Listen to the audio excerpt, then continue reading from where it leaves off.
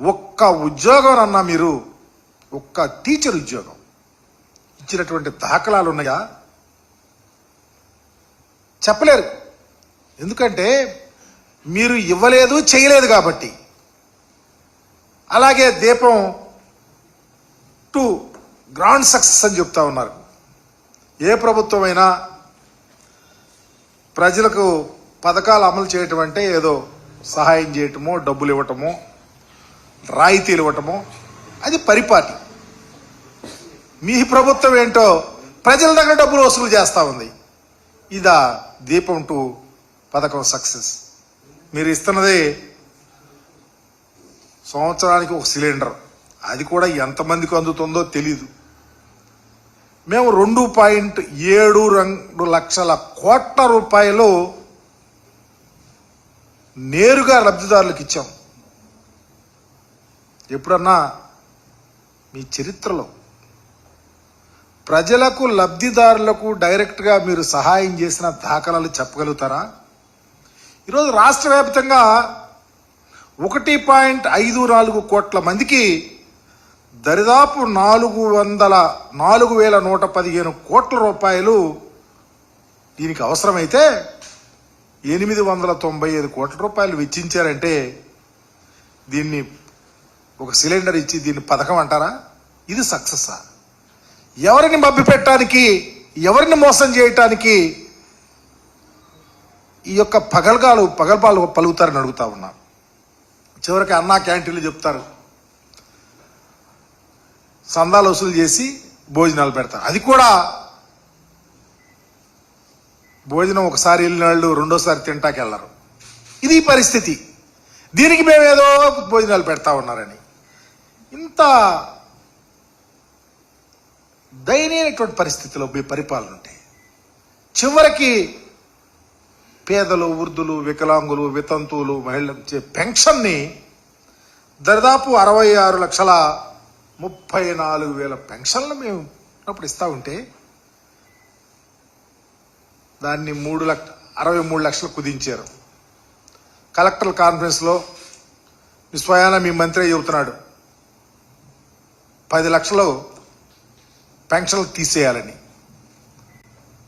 అంటే పేద ప్రజలు వీటి మీద ఆధారపడి బ్రతికే ప్రజల యొక్క పట్టు కొట్టడానికినా? దానివల్ల దరిదాపు నెలకు దరిదాపు 400 కోట్లు మీరు కట్ చేయటం వల్ల డబ్బులు వస్తాయి. దీని మీద సంవత్సరానికి 4,800 కోట్లు మీరు మిగిల్చుకోవటానికి, అంటే పేద ప్రజలకు ఇచ్చే పెన్షన్ జగన్మోహన్ రెడ్డి గారు చాలా ద్రాతృత్వంతో ఈ సమాజంలో ఉన్నటువంటి పేదల రకరకాలు వృద్ధులు, వికలాంగులు, మహిళలు, నిరుద్యోగులు, వెధవరాండ్రు వీళ్ళందరికీ సహాయం చేస్తూ ఉంటే వాటిని కట్ చేసి మీరు డబ్బు సంపాదించాలని చూస్తే ఈ సమాజం ఏమనుకుంటుంది, ఎక్కడికి పోతుంది, దానికి ఏం సమాధానం చెప్పగలుగుతారు? ఇదేనా పరిపాలన అంటే? మీరు ఇచ్చే ట్విస్ట్కి ఇదేనా? అకౌంటబిలిటీ ఎక్కడుందని అడుగుతా ఉన్నా. ఈరోజు మీరు ఎన్నికల ముందు చెప్పారు, ప్రతి ఇంటికి వెళ్ళారు, సూపర్ 6 అన్నారు. మీ ఇంటికే ప్రతి ఇంటికి అది ఇస్తా, వచ్చిన వాళ్ళకి ఏజ్ని బట్టి మభ్య పెట్టారు. చివరికి స్కూల్కి వెళ్ళే పిల్లలకు 15,000 రూపాయలు ఇస్తారంటే దాన్ని గాలికి వదిలేశారు. రాష్ట్రంలో దరిదాపు 83 లక్షల మంది పిల్లలుంటే ఏటా 12,450 కోట్ల రూపాయలు ఆ పిల్లలకు ఇవ్వాల్సి వస్తే మరి ఈరోజు ఒక్క పైసా ఇవ్వాల. ఇది పరిపాలన? ఇది ప్రజలను మోసం చేయటం కాదా అని అడుగుతా ఉన్నాం. ఇకపోతే ఈరోజు చూస్తూ ఉన్నాం, రాష్ట్రంలో ప్రజలకు అన్నం పెట్టే రైతు సుభిక్షంగా ఉంటే ఆ రాష్ట్రం సుభిక్షంగా ఉంటుందని గొప్ప పరిపాలన చేసినటువంటి మహనీయుడు డాక్టర్ రాజశేఖర రెడ్డి గారు, మా నాయకుడు జగన్మోహన్ రెడ్డి గారు రైతు బాగుండాలని ఒక గొప్ప ఆలోచనతో ముందుగా వ్యవసాయ తరుణంలో 12,500 రూపాయలు ఇస్తారని చెప్పి 13,500 రూపాయలు ఇచ్చి వ్యవసాయ తరుణంలో రైతును సమాయత్తం చేస్తే అప్పుడు మీరేమన్నారు? లేదు జగన్ ఇస్తుంది 7,500, 6,000 రూపాయలు కేంద్ర ప్రభుత్వం ఇస్తుంది అన్నారు.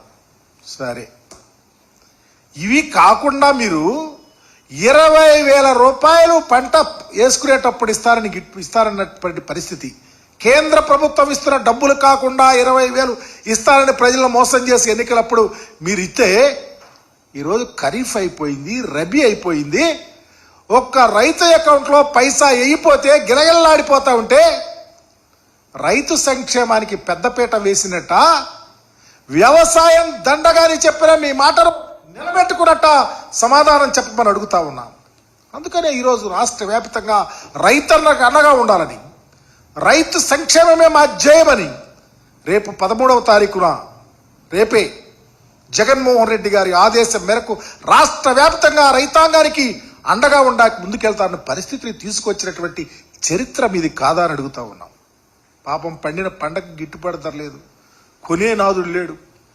మేము 2,000 రూపాయలకి 75 కేజీలు బస్తా కొంటే ఈరోజు 1,300 కొని దళారులు కొంటున్నారు. రైతు విలవిల్లాడతారు. నేను ఇప్పుడే వెళ్ళొచ్చా రేపల్లి నియోజకవర్గంలో రైతుల దగ్గరికి వెళ్తే అయా దేవుడయ్యా జగన్మోహన్ రెడ్డి గారు చెప్తా ఉన్నారు. జగన్మోహన్ రెడ్డి గారి పరిపాలనకు మీ పరిపాలనకు నక్కకి నాగలోకానికి తేడా ఉందని మీకు తెలియపరుస్తా ఉన్నాం రైతు విషయంలో. ఇకపోతే